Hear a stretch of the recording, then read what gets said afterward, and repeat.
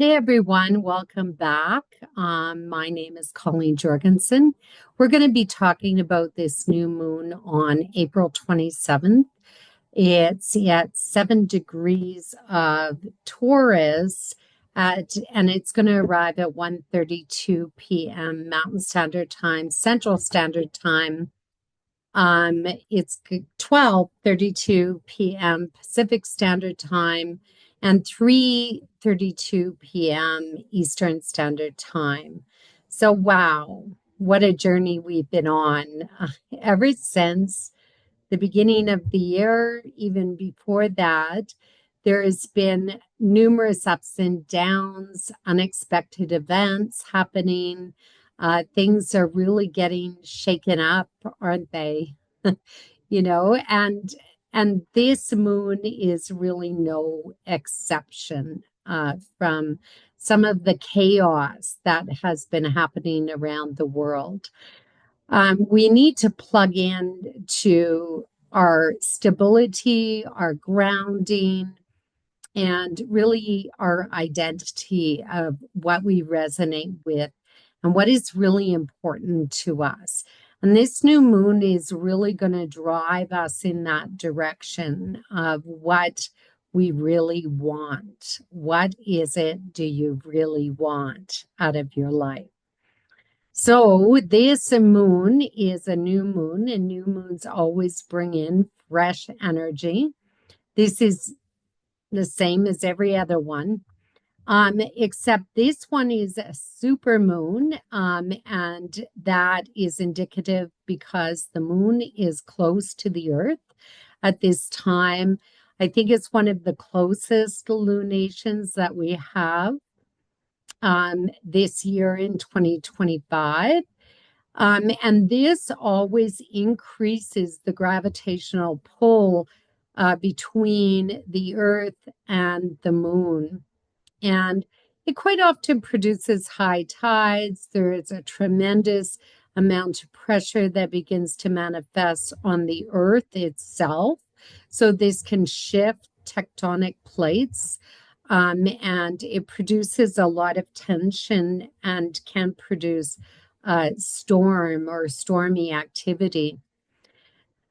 And so this moon is set to bring us something new. However, we have this reflection that's going on into the past.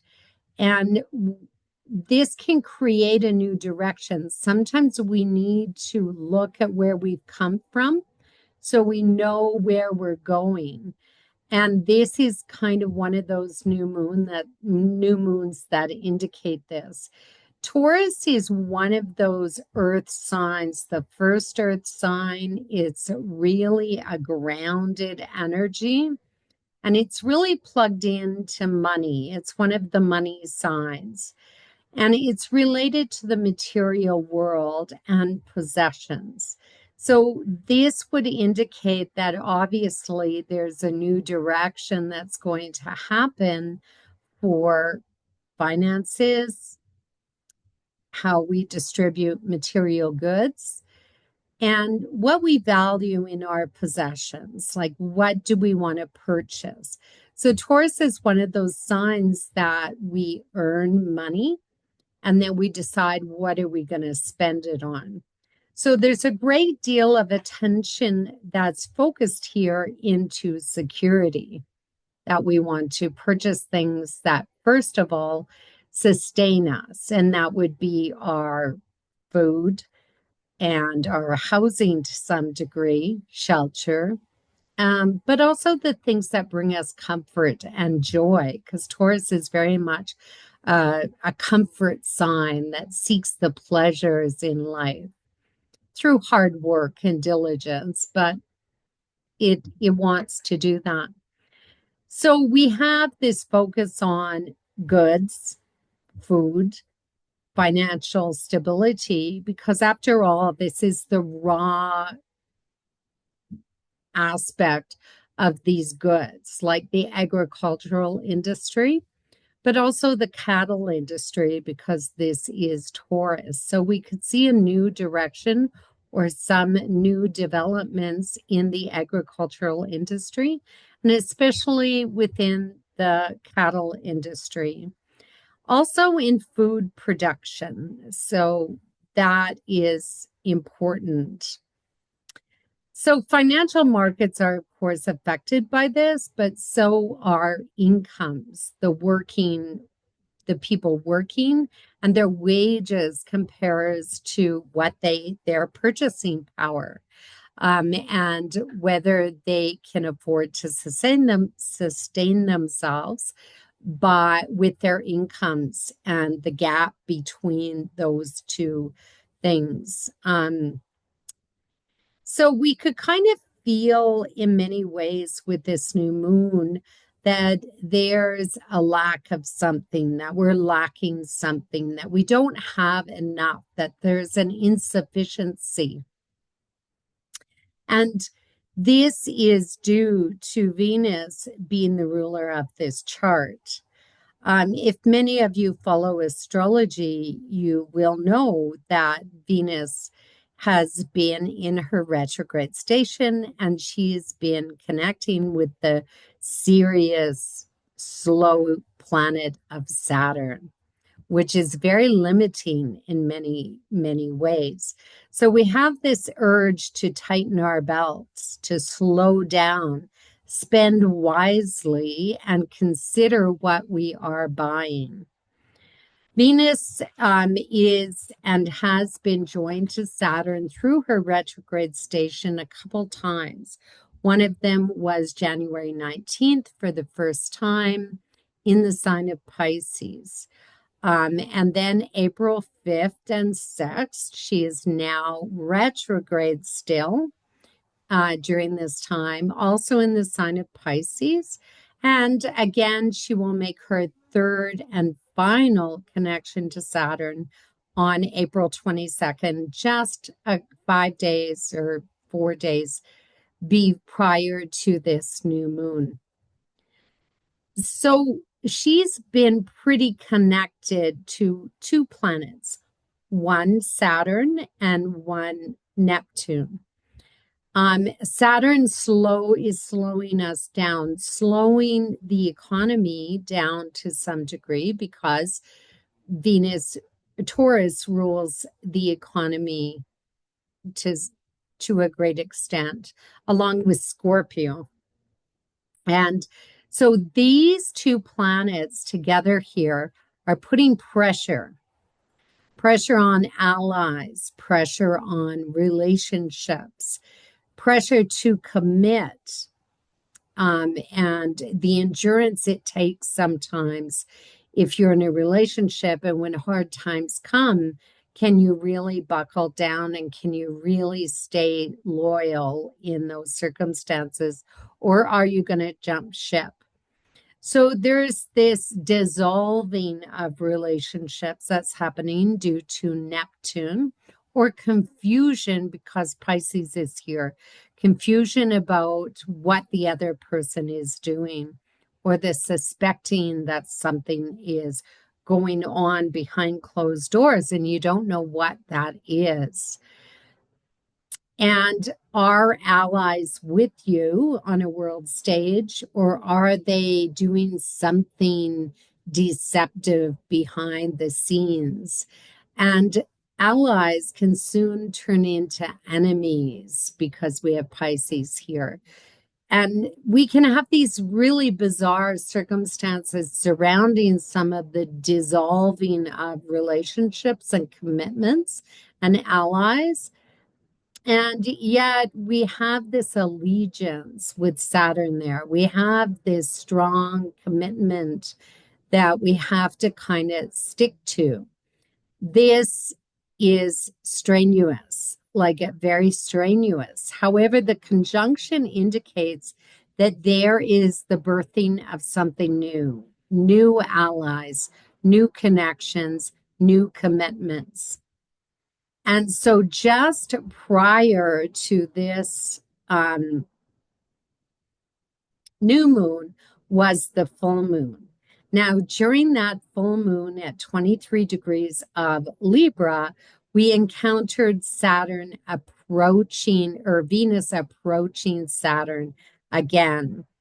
This was a bringing in a new relationship, bringing in some new commitments, say some new negotiations, maybe some new allies. And there was a real realistic perspective surrounding what was happening. And so there could have been or can be a new commitment formed uh, during that full moon on April 12th, shortly after the connection they made on the 5th and 6th.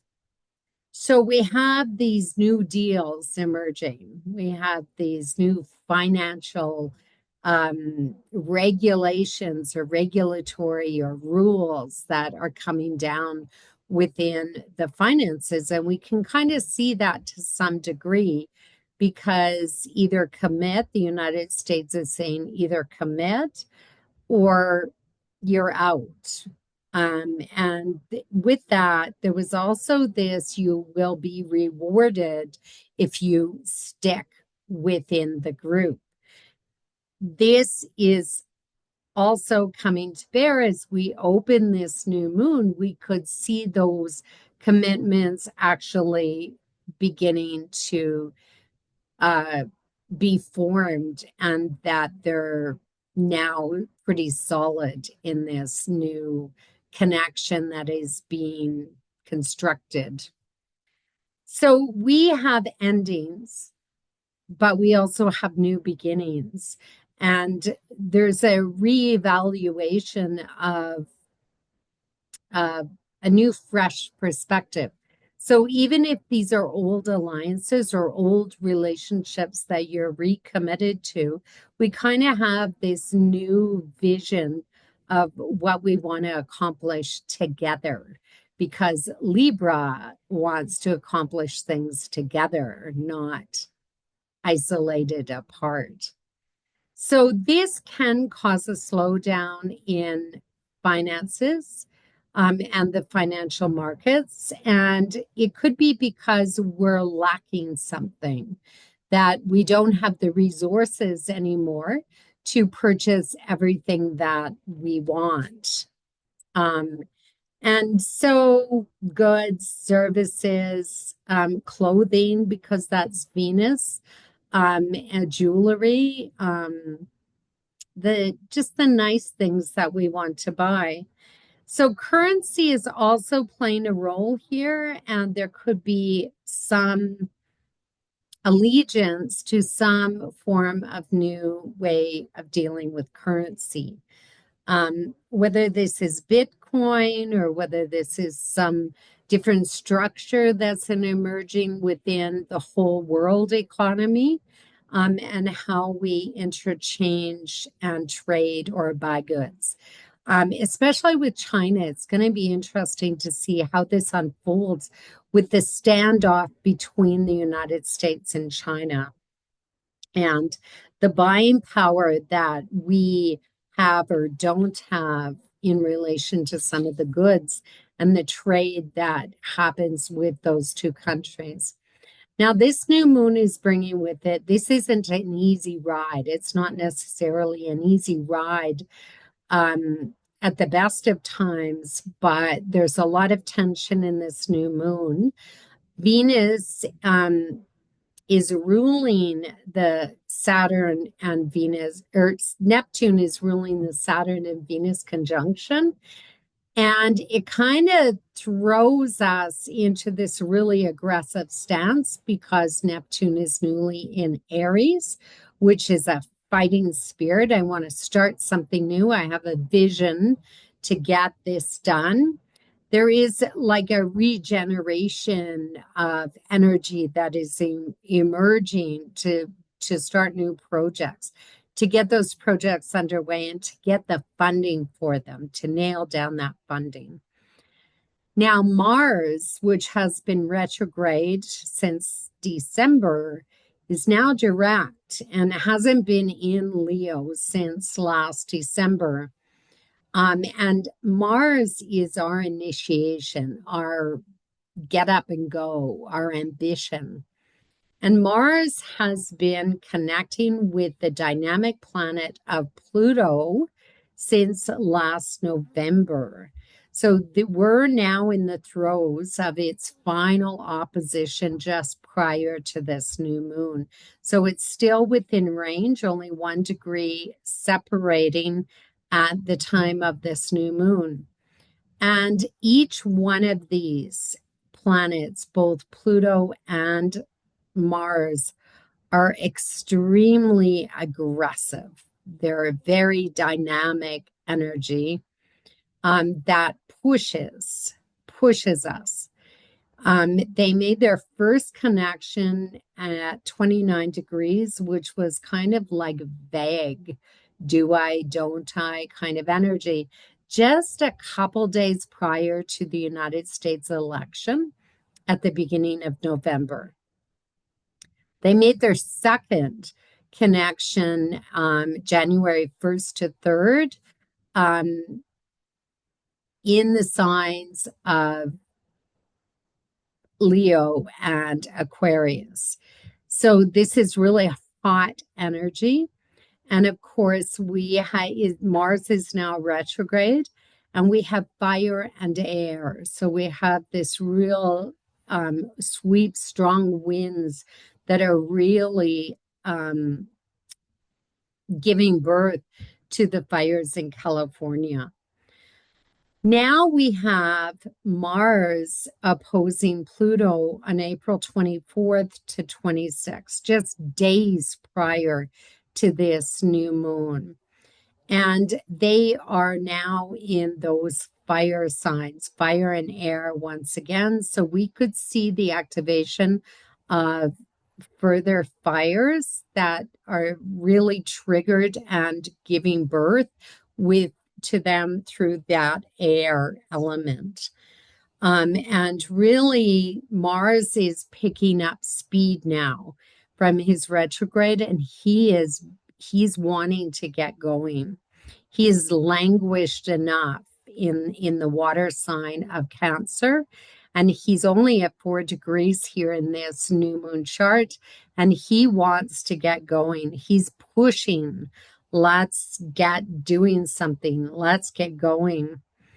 And this is a really tension-filled aspect with the opposition. It's creating issues surrounding control, conflict, impulsive energy, the desire of Leo to move forward and let me show you what I'm made of. Let me show you how brave I am, how courageous I am. And Pluto, which is seeking to transform and change the status quo. So we have this Leo, which rules royalty, leaders of the world, very dynamic energy, and Mars likes Leo. And then we have Pluto in Aquarius, which is saying, like, sure, do that, but you must consider that everyone is created equally, treated fairly, that we all have our independence, that we have our freedoms here. So there's a real push and pull energy with an opposition, like an elastic band that is just stretched to the limit. And we can have those people, because Aquarius is humanity, standing up and really saying, like, no, actually, you can't do this because of these reasons, and that humanity is really trying to gain control over some of the directives that are coming from various leaders. And that can be really challenging because who actually is in control here?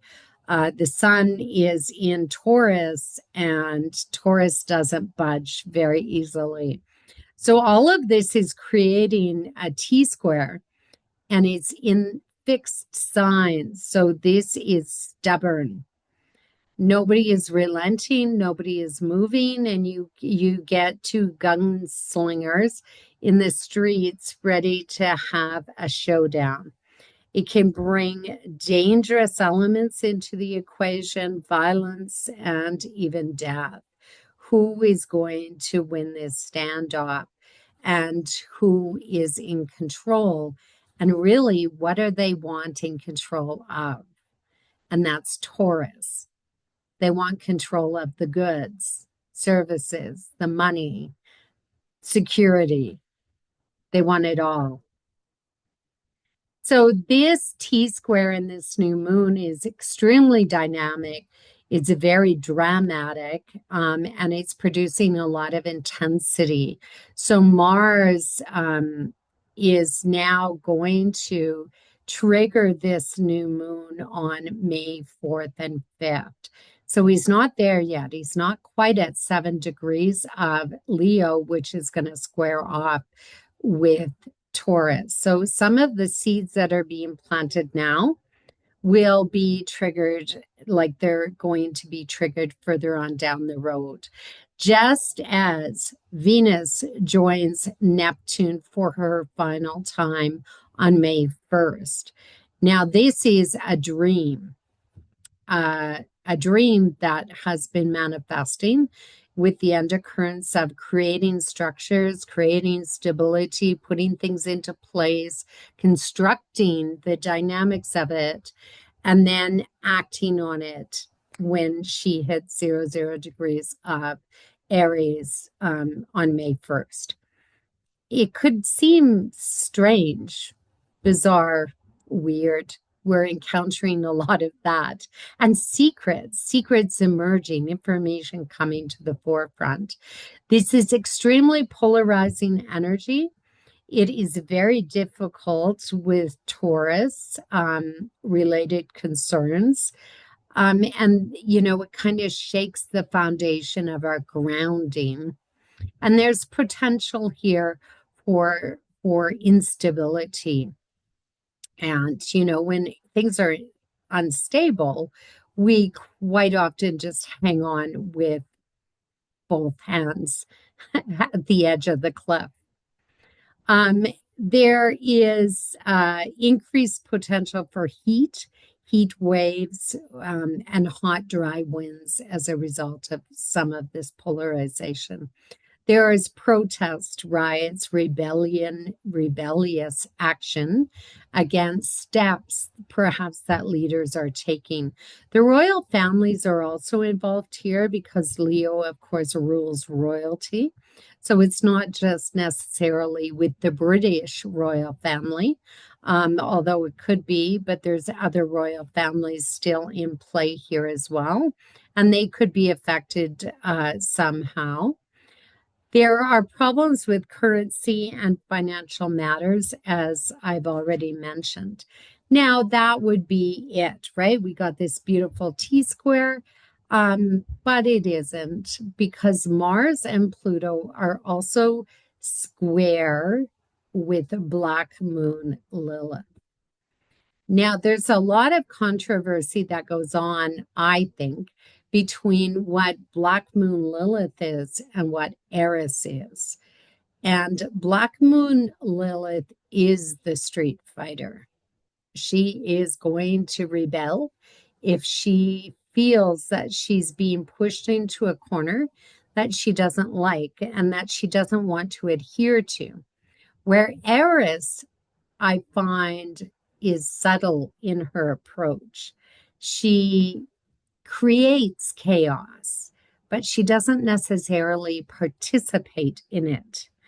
She creates illusions of things that maybe aren't happening, or that she wants you to experience what she has experienced through her inability to become part of the group.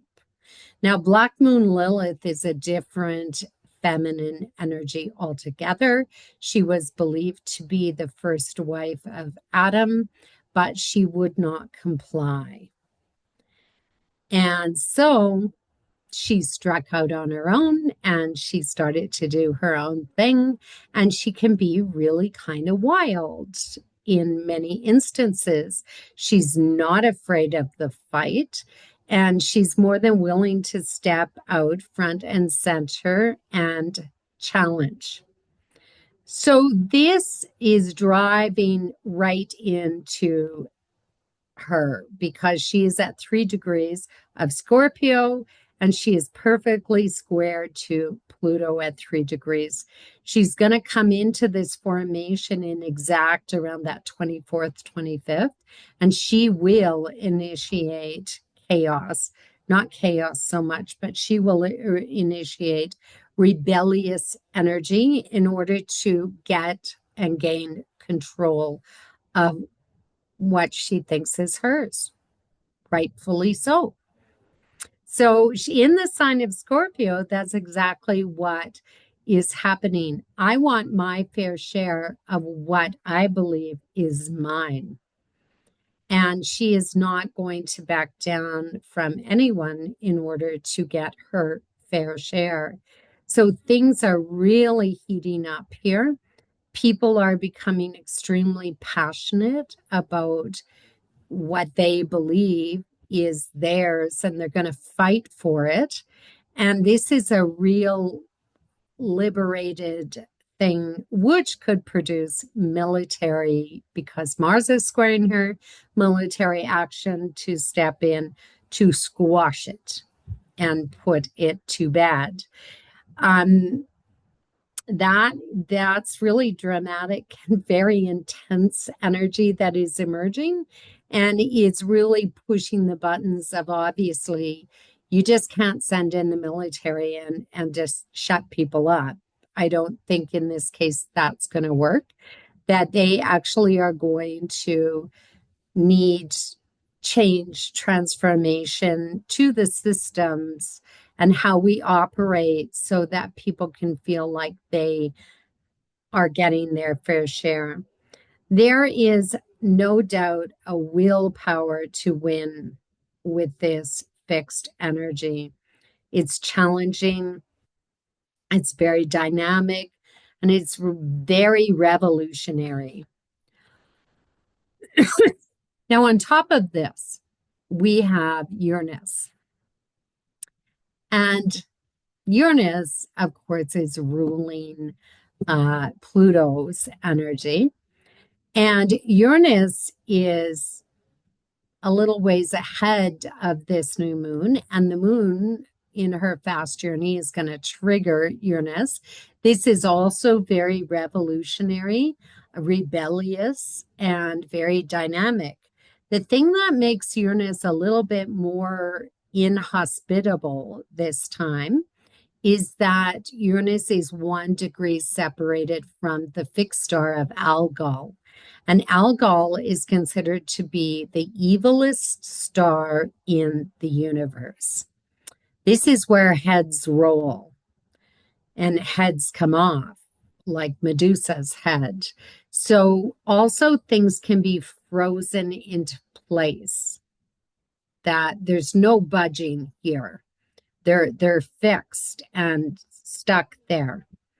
This is a very misfortunate star with the potential for sudden violence, corruption. It can trigger sudden responses to things associated with Taurus, financial dealings, incomes, pensions, pension funds, because we have this Scorpio influence here, and this triggers protests. It's very disruptive to things like aviation, the electricity grid, storms, earthquakes, and we have been experiencing a lot of those with Uranus in so close to Algol here.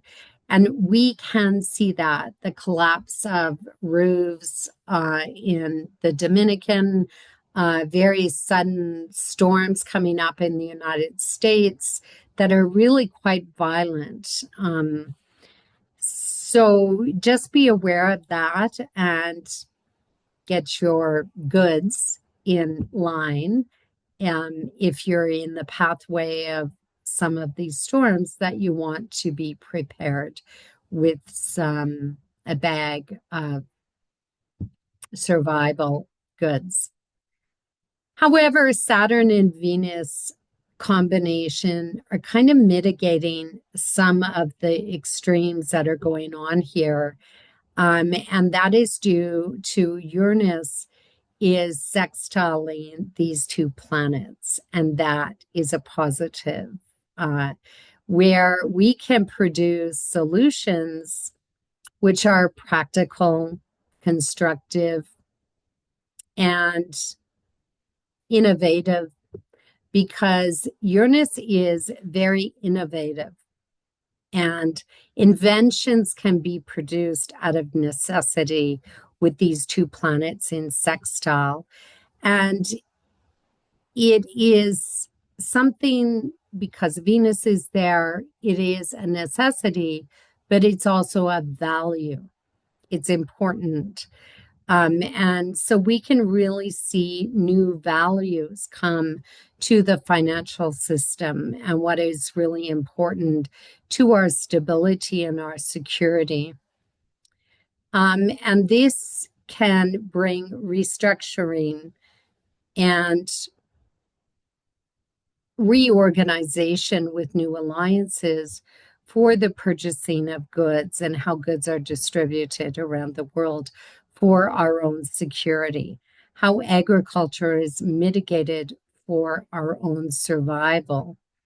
And this is kind of the rebuilding of an old system with new technologies, new inventions, new ideas, maybe new